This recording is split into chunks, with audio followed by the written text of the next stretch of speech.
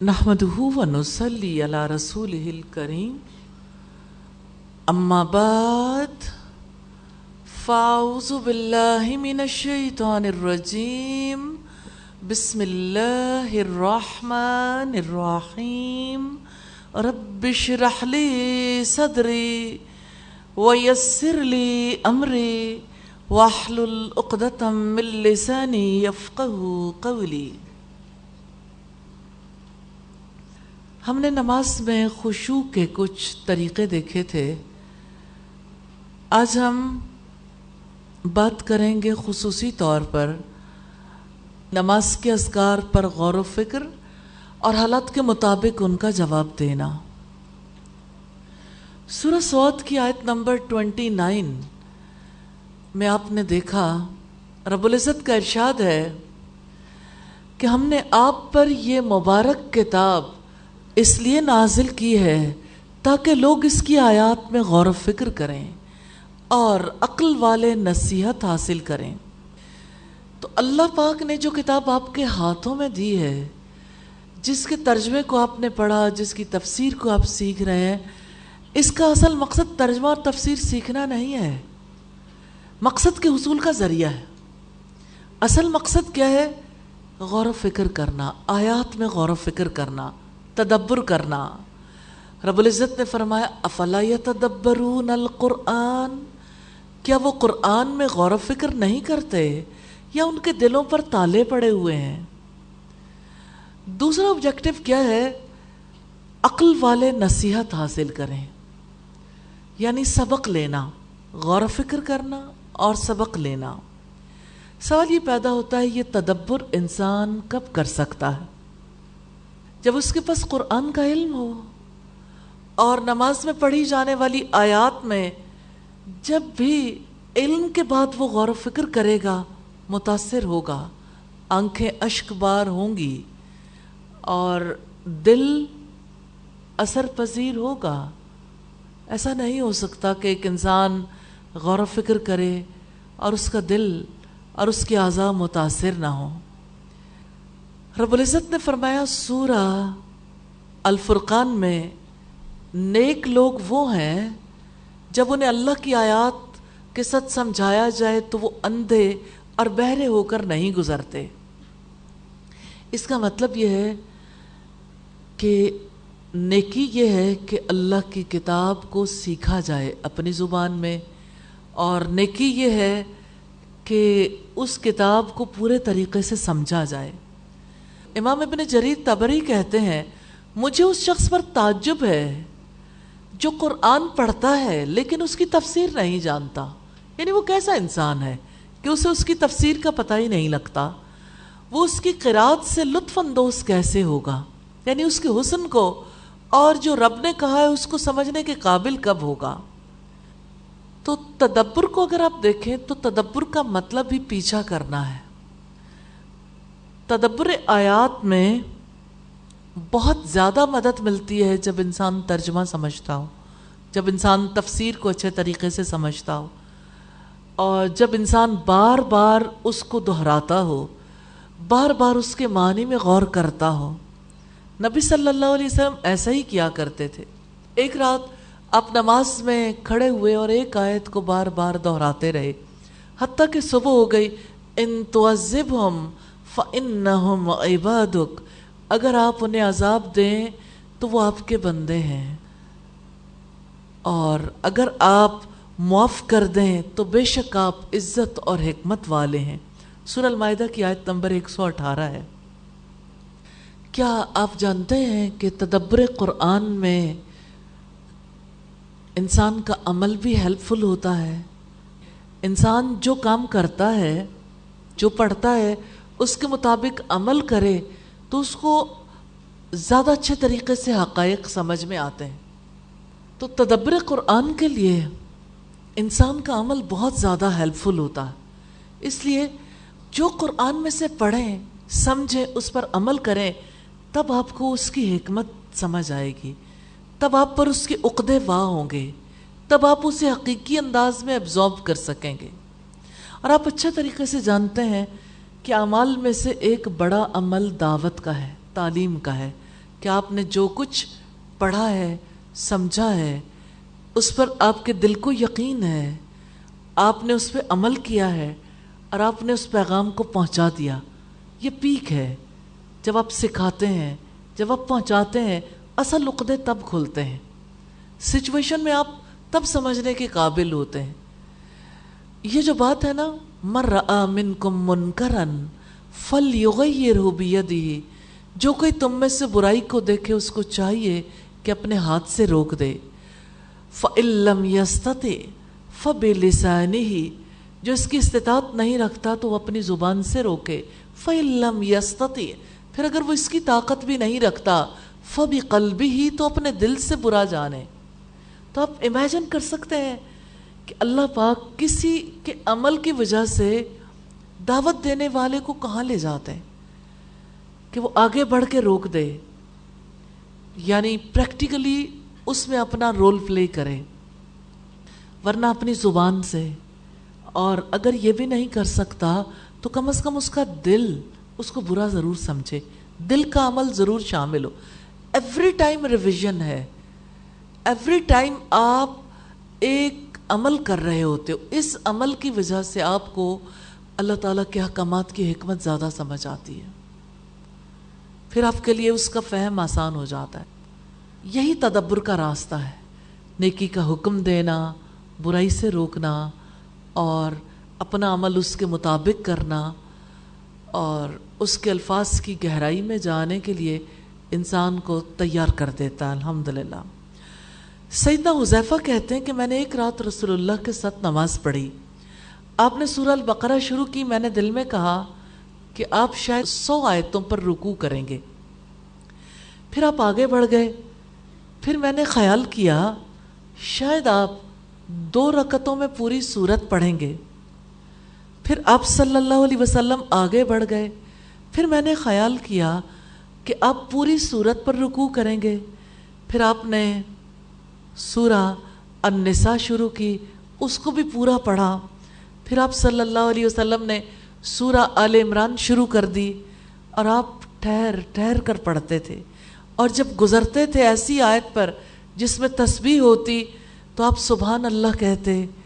آپ صلی اللہ علیہ وسلم نے پھر رکوع کیا. کتنا حصہ ہو گیا؟ 1 منزل. یعنی سورہ الفاتحہ تو نمازی پڑھتا ہی ہے نا، تو اس کے بعد سورہ البقرہ ہے، سورہ آل عمران ہے، سورہ النساء. سورہ النساء تک 5.25 پارے ختم ہو جاتے ہیں. یہ 1 رکعت میں آپ نے پڑھا. پھر آپ صلی اللہ علیہ وسلم نے رکوع میں سبحان ربی العظیم، یعنی پاک ہے میرا پروردگار بڑائی والا. اور آپ صلی اللہ علیہ وسلم کا رکوع بھی قیام کے برابر تھا. امیجن کر سکتے ہیں 5.25 پارے پڑھیں، رکوع بھی 5.25 پارے پڑھنے کے برابر تھا. آپ رسول اللہ صلی اللہ علیہ وسلم کی کیفیت کو اچھے طریقے سے سمجھ سکتے ہیں. پھر آپ صلی اللہ علیہ وسلم نے کہا سمی اللہ لمن حمیدہ، سن لی اللہ نے اس کی بات جس نے اس کی تعریف کی. پھر آپ دیر تک کھڑے رہے. اب آپ کا قیام ہے، دیر تک آپ کھڑے رہے، یعنی رکوع کے بعد تقریباً رکوع کے قریب، یعنی قیام کے قریب رکوع تھا، رکوع کے قریب آپ کا دوبارہ قومے کی حالت میں آنا. پھر آپ نے سجدہ کیا. پھر کہا سبحان ربی العالی، میرا رب پاک ہے بلند ذات والا. آپ کا سجدہ بھی قیام کے قریب تھا. اور ابن جریر کی روایت میں یہ بات زیادہ ہے کہ آپ نے کہا سمی اللہ لمن حمیدہ ربنا لک الحمد، سن لی اللہ نے اس کی بات جس نے اس کی تعریف کی. اے ہمارے رب ہم تیرے لیے ہے. مسلم کی 772 نمبر روایت، جس سے ہمیں نبی صلی اللہ علیہ وسلم کی رات کی نماز کے بارے میں پتہ چلتا ہے. ایسی نماز وہی شخص پڑھ سکتا ہے جسے تدبر میں لذت ملتی ہو، جو قرآن میں ڈوبتا ہے، جو اس کے اصل مفہوم کو سمجھنا چاہتا ہے. رات کا سناٹا، تنہائی، اللہ کے آگے کھڑے ہونا، اور اس موقع پر اللہ تعالیٰ کا آسمان دنیا پر نزول کرنا، اور یہ کہنا ہے کوئی جو مجھ سے بخشش طلب کرے اور میں اسے معاف کر دوں، ہے کوئی جو مجھ سے سوال کرے میں اسے عطا کر دوں، اوپر اللہ ہے اور نیچے بندہ ہے۔ یہی بندگی ہے، یہی عبادت ہے۔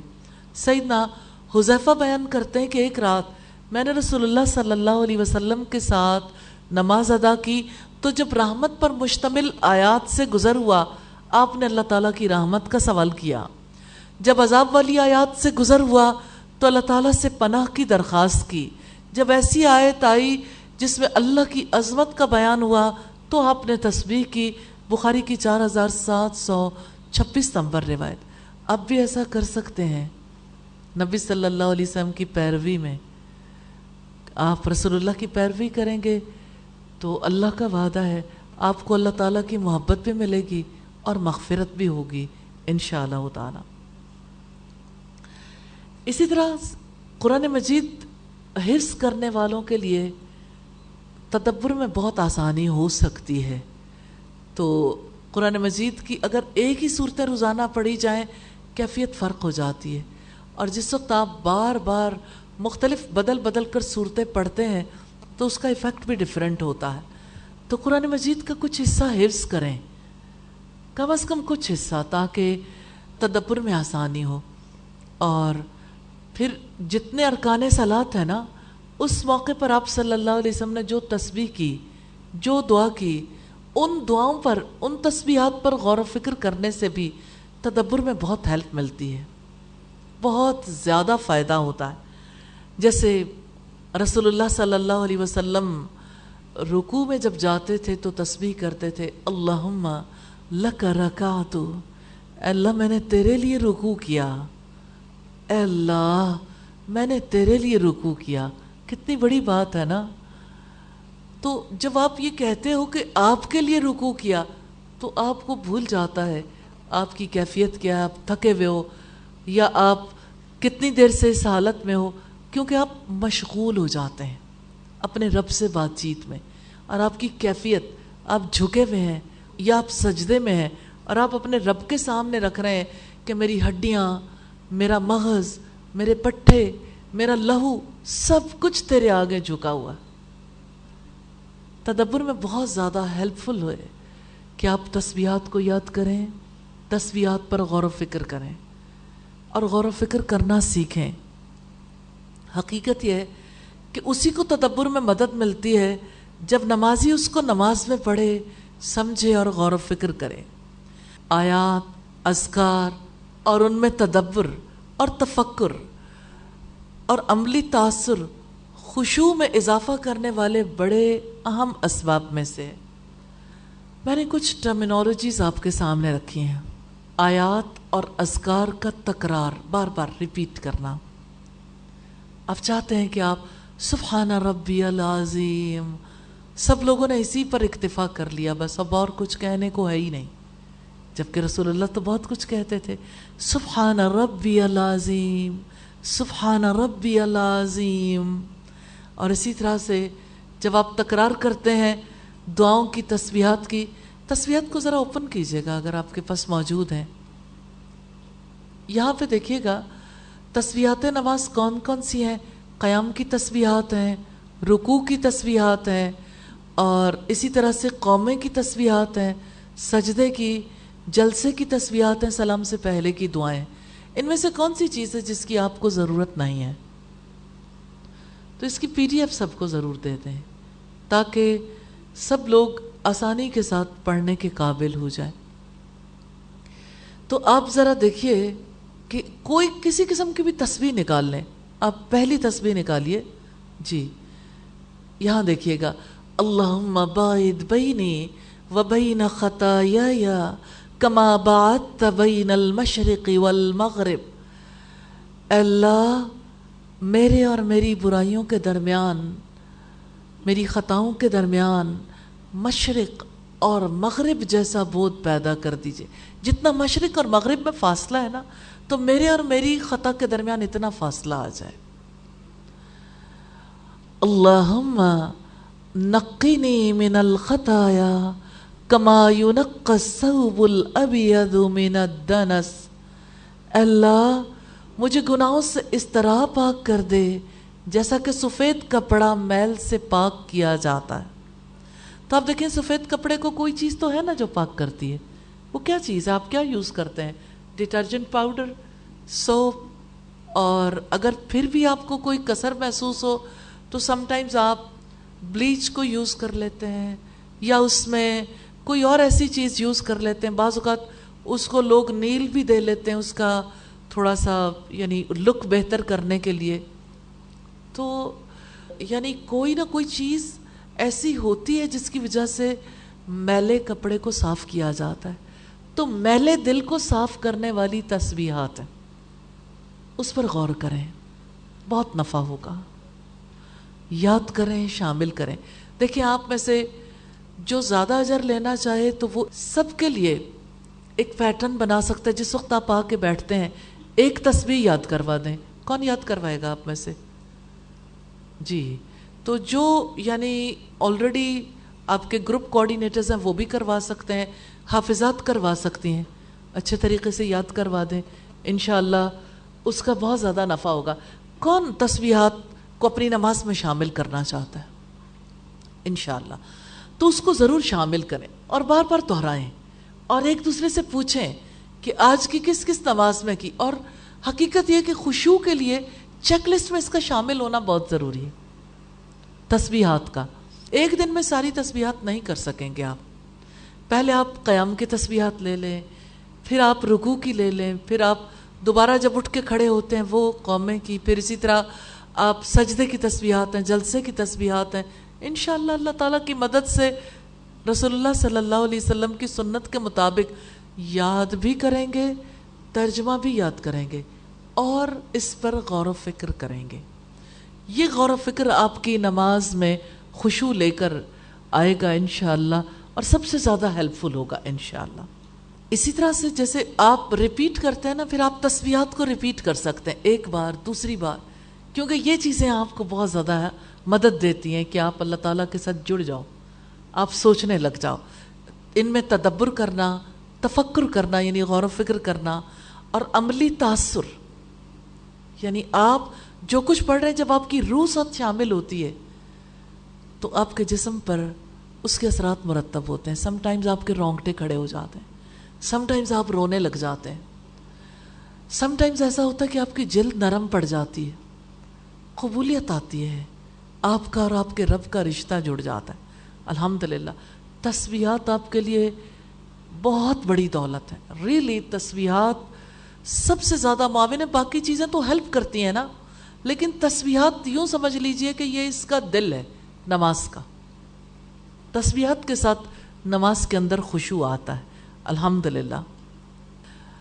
تو یہ سارے اعمال ایسے ہیں جن کی وجہ سے انسان کے اوپر اثر مرتب ہوتا ہے. جیسا کہ رب العزت کا ارشاد ہے سورہ بنی اسرائیل کی آیت نمبر 109 میں, اور وہ روتے ہوئے ٹھوڑیوں کے بل گرتے ہیں اور ان کا خشوع اور زیادہ ہو جاتا ہے. الحمدللہ. ایک بہت پرتاثیر واقعہ آپ کے سامنے بیان کرنا چاہتی ہوں تاکہ آپ یہ جان سکیں کہ نبی صلی اللہ علیہ وسلم قرآنی آیات پر کس طرح سے غور و فکر کرتے تھے اور آپ پر خشوع کی کیفیت کس طرح سے طاری ہوتی تھی. سیدنا عطا بن رباح بیان کرتے ہیں, میں اور عبید بن عمیر سیدہ عائشہ کے پاس گئے. عبداللہ ابن عمیر نے کہا رسول اللہ کا کوئی تعجب انگیز عمل جو آپ نے دیکھا ہو وہ بیان کریں. وہ رونے لگ گئیں اور کہا آپ ایک رات کھڑے ہوئے اور آپ نے فرمایا عائشہ اجازت ہو تو میں اپنے رب کی عبادت کر لوں, مجھے اپنے رب کی عبادت کرنے دو. میں نے کہا بخدا میں آپ کی قربت کو بھی پسند کرتی ہوں اور آپ کی خوشی بھی مجھے عزیز ہے, مجھے وہ چیز پسند ہے جو آپ کو خوش کر دے. آپ صلی اللہ علیہ وسلم اٹھے, وضو کیا, پھر نماز شروع کر دی. آپ مسلسل روتے رہے یہاں تک کہ آپ کی گود بھیگ گئی. پھر روئے اور روتے رہے حتیٰ کہ زمین تر ہو گئی. اتنے میں سیدنا بلال فجر کی اذان کی اطلاع دینے کے لیے آئے. جب انہوں نے آپ کو روتا ہوا پایا تو آپ صلی اللہ علیہ وسلم سے کہا اللہ کے رسول آپ اتنا کیوں رو رہے ہیں؟ حالانکہ اللہ تعالیٰ نے آپ کے اگلے پچھلے سب گناہ معاف کر دیے ہیں۔ آپ نے فرمایا افلا اکون عبدا شکورا، کیا میں اللہ کا شکر گزار بندہ نہ بن جاؤں؟ آج مجھ پر چند آیات نازل ہوئی ہیں، اس آدمی کے لیے ہلاکت ہے جس نے ان کو پڑھا اور اس میں غور و فکر نہ کیا۔ اور آیات ہیں سورہ آل عمران کی آخری آیات، ان فی خلق السماوات والارض واختلاف اللیل والنہار، یہ سلسلہ احادیث صحیحہ کی روایت ہے 68 نمبر پر، صحیح ابن حبان میں 620 نمبر پر ہے۔ اسی طرح سے سورہ الفاتحہ کے بعد آمین کہنا آیات کے جواب میں شامل ہے اور اس کا بڑا اجر ہے۔ نبی صلی اللہ علیہ وسلم خود بھی آمین کہتے تھے اور آپ کے ساتھی بھی سورہ الفاتحہ کے بعد آمین کہتے تھے۔ آپ اسے بخاری کی 747 نمبر روایت میں دیکھ سکتے ہیں۔ اسی طرح سے آپ ہر آیت پر رکتے تھے، اس سے بھی غور و فکر میں بہت آسانی ہوتی ہے۔ یہ نبی صلی اللہ علیہ وسلم کی سنت ہے۔ سیدہ ام سلمہ سے اسی طرح کی آپ کی قرات مروی ہے۔ ایک روایت میں کہ آپ اس طرح سے تلاوت کرتے تھے بسم اللہ الرحمن الرحیم، رک گئے، الحمدللہ رب العالمین، پھر آپ کہتے تھے الرحمن الرحیم، یعنی ہلکا سا وقفہ بیچ میں ضرور آتا تھا۔ ایک روایت میں کہ رکتے اور پھر کہتے تھے مالک یوم الدین، اور ایک ایک آیت کو الگ الگ کر کے پڑھتے تھے۔ نسائی کی 3107 نمبر روایت ہے۔ اور قرآن حکیم کو ٹھہر ٹھہر کر پڑھنا اور خوبصورت بنانا یہ ہمارے لیے اللہ تعالیٰ کا حکم ہے۔ رب العزت کا فرمان ہے وَرَتِّلِ الْقُرْآنَ تَرْتِيلًا، اور قرآن کو خوب ٹھہر ٹھہر کر پڑھو، خوب ٹھہر ٹھہر کر پڑھنا۔ سورہ المزمل کی آیت نمبر 4 ہے۔ سیدہ حفصہ کہتی ہیں میں نے نہیں دیکھا کہ رسول اللہ نے بیٹھ کر نفل نماز ادا کی ہو، یہاں تک کہ جب آپ کی وفات میں 1 سال باقی رہ گیا تو آپ بیٹھ کر نوافل پڑھنے لگے اور سورت کو پڑھتے یہاں تک ٹھہر ٹھہر کر پڑھتے کہ لمبی سے لمبی ہو جاتی۔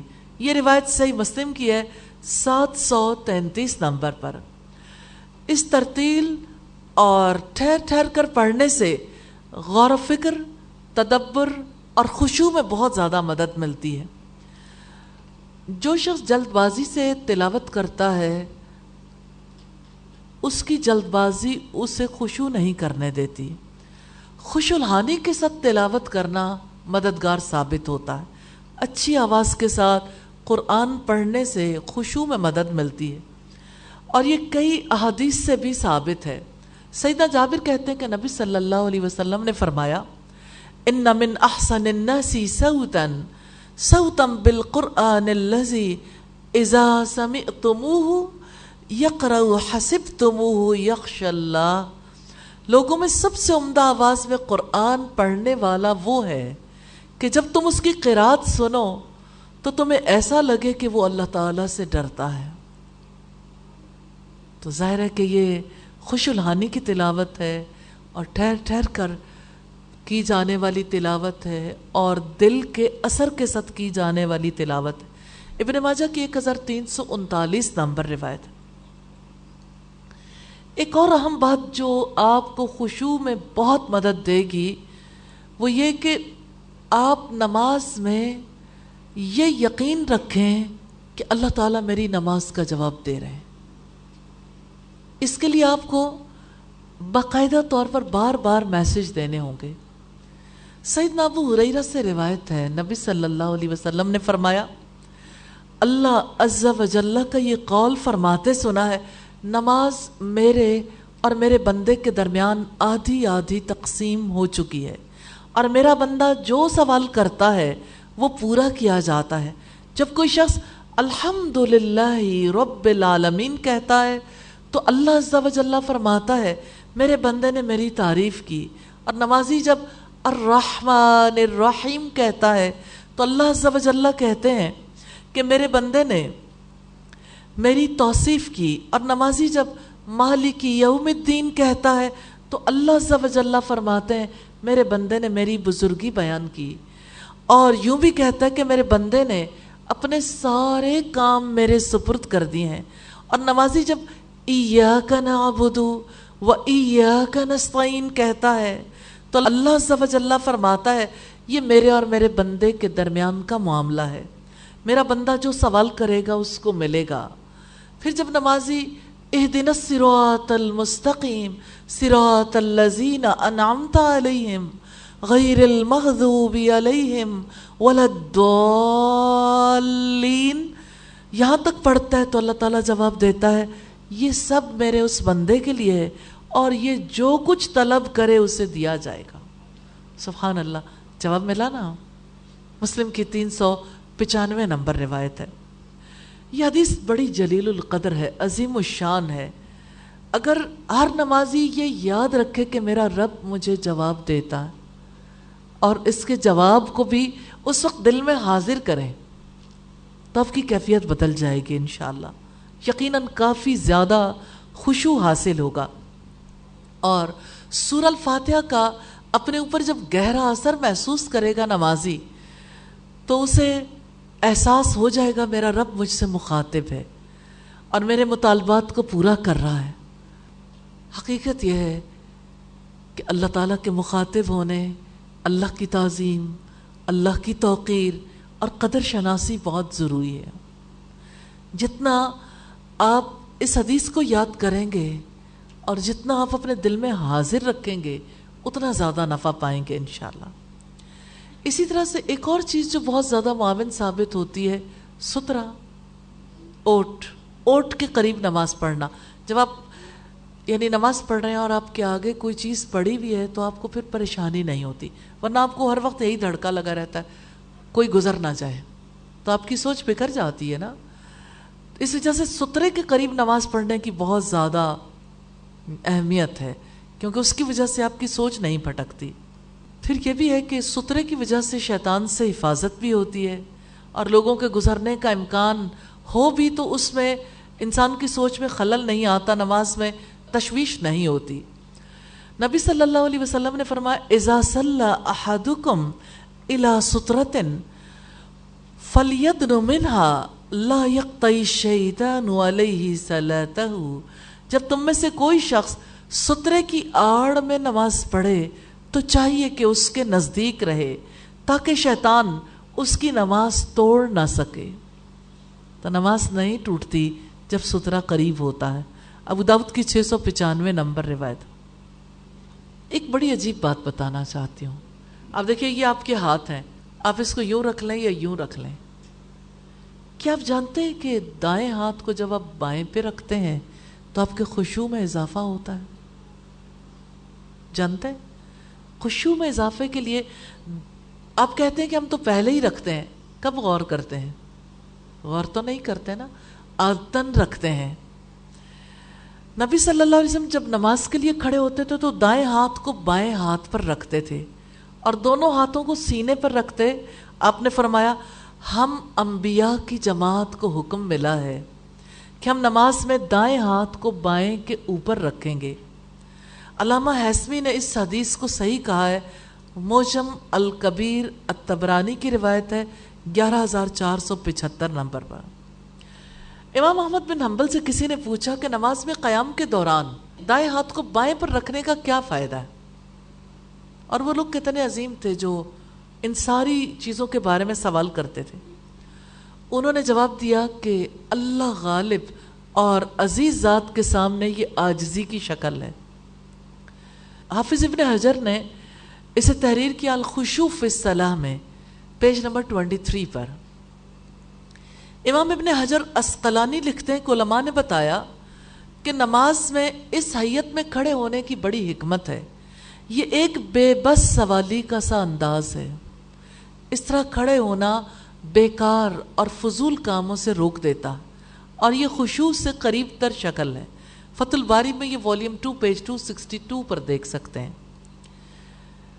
और आप देखिए कि ये जो दायां हाथ है ना ये बाएं को कंट्रोल कर रहा है। तो आप जानते हैं अब तो साइंटिफिकली प्रूवन है, آپ کا رائٹ ہیمسفیئر ہے اور آپ کا لیفٹ ہیمسفیئر ہے.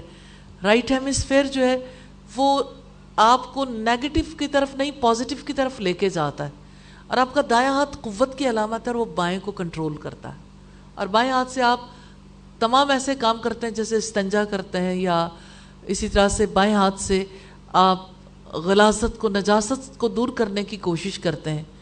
تو اس لحاظ سے دایاں بائیں کو کنٹرول کر لے تو اس کے حقیقتاً بڑے اثرات مرتب ہوتے ہیں. کچھ اور چیزیں جو آپ کو بہت زیادہ ہیلپ کریں گی, سجدہ گاہ پر نظر ٹکائے رکھنا. بالکل یہ آپ کی پوزیشن ہے, یہ نظر کی پوزیشن, سر کی نہیں, آپ کی نظر یہاں جانی چاہیے. تو نظر عین سجدہ گاہ پر ہو تو اس کی وجہ سے خشوع میں اضافہ ہوتا ہے. اسی طرح سے جب نظر سجدہ گاہ پر جاتی ہے تو اکثر لوگ آنکھیں بند کر لیتے ہیں. آنکھیں بند کرنے کی اجازت نہیں ہے. نماز میں آنکھیں بند کرنے سے خشوع نہیں ملتا, شیطان قبضہ کرتا ہے, آپ کے خیال کو بھٹکا کے کہیں سے کہیں لے جاتا ہے. اسی طرح سے آپ کو جو بہت زیادہ چیز ہیلپ کرے گی, اب یہ ساری عجیب باتیں ہیں جس کو آپ ایکسپیرینس کر کے دیکھیں کہ آپ کو فائدہ ہوگا. جیسے سجدہ گاہ پر نظر رکھنا, نماز میں آنکھیں نہیں بند کرنا. آنکھیں بند کرنے سے خشوع نہیں ملے گا. سم ٹائمز ایسا ہوتا ہے کہ ارد گرد کے ماحول کی وجہ سے آپ کا دماغ اس قدر زیادہ یعنی آکوپائڈ ہو جاتا ہے کہ لمحے بھر کے لیے آپ آنکھیں بند کرتے ہیں تو آپ اس صورتحال سے نکل آتے ہیں. لیکن اس کی عمومی طور پر اجازت نہیں ہے. آپ جب اتحیات کے لیے بیٹھتے تو آپ انگلی اٹھاتے ہیں نا, یہ آپ جتنی بار یہ انگلی یوں کرتے ہیں نا تو یہ شیطان کو کوڑا لگنے کے مترادف ہے, یوں. اب یہ نماز میں انگلی ہلانا اور انگلی پر نظر ڈالنا خشوع میں اضافے کا باعث بنتا ہے. تجربہ کر کے دیکھ لیجئے. اسی طرح قرآن حکیم کی سورتوں, آیتوں, اذکار اور دعاؤں کو بدل کر پڑھنا بہت فائدہ دیتا ہے. پھر آپ کو بہت زیادہ ہیلپ دے گا سجدہ تلاوت. سجدہ تلاوت کی وجہ سے خشوع میں بہت اضافہ ہوتا ہے. اللہ کے کلام پر آپ سجدے میں چلے گئے نا, سجدے سے اٹھتے آپ کو پتہ ہے کہ اس آیت میں اتنی عظیم بات ہے جس کی وجہ سے آپ سجدہ کر رہے ہیں. سجدہ اللہ کے قریب کر دیتا ہے, بہت زیادہ ہیلپ فل ہوتا ہے.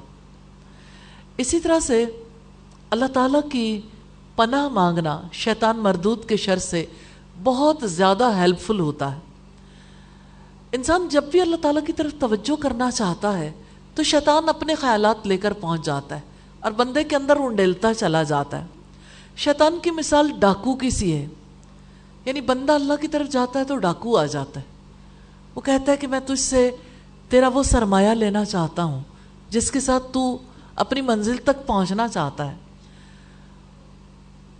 لازم ہے جب بھی آپ اللہ کی طرف رجوع کریں گے شیطان بیچ میں آئے گا, آتا ہے.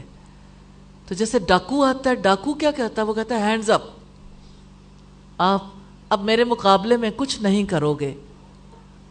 کسی صاحب علم سے پوچھا گیا کہ یہود و نصارہ کا دعویٰ ہے کہ ہمیں وسوسے نہیں آتے, کیا ماجرا ہے؟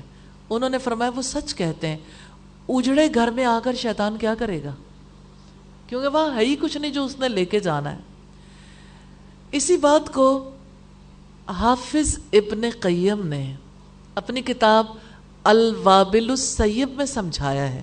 الوابل السیب, اس کا اردو ترجمہ شائع ہو چکا ہے, آپ پڑھنا چاہیں آپ کو بہت فائدہ ہوگا, ذکر الہی کے نام سے. الوابل السیب کا ترجمہ. وہ کہتے ہیں اس بات کو ایک مثال سے سمجھیں. 3 گھر ہیں. ایک بادشاہ کا گھر ہے جس میں خزانے ہیں, سونا ہے, ہیرے جواہرات ہیں. دوسرا عام آدمی کا گھر ہے جس میں اس کی حیثیت کے مطابق اس کی جمع پونجی ہے, سونا اور ہیرے جواہرات ہیں, لیکن بادشاہ کے خزانوں کے برابر نہیں ہے. تیسرا گھر بالکل خالی ہے. اس شہر میں چور آیا, اسے ایک گھر سے چوری کرنی ہے. آپ یہ بتائیے وہ کس گھر سے چوری کرے گا؟ بادشاہ کے گھر سے, کیونکہ اسے بادشاہ کے گھر سے زیادہ فائدہ ملے گا. اور اگر وہ بادشاہ کے گھر سے چوری نہ کر سکے تو کم از کم کسی رئیس کے گھر میں جائے گا.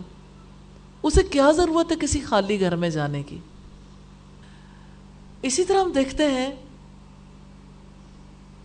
شیطانی وسوسوں کا علاج ضروری ہے، لیکن ہم اس کے بارے میں انشاءاللہ کل دیکھیں گے۔ میں چاہتی ہوں کہ ہم اس کو جلد از جلد پڑھ سکیں تاکہ آپ کی نمازیں زیادہ بہتر ہو سکیں اور آپ باقاعدہ طور پر اپنے عمل میں لانے کے قابل ہو جائیں۔ اللہ تعالی ہم سب کو توفیق عطا فرمائے۔ وآخر دعوانا ان الحمد للہ رب العالمین۔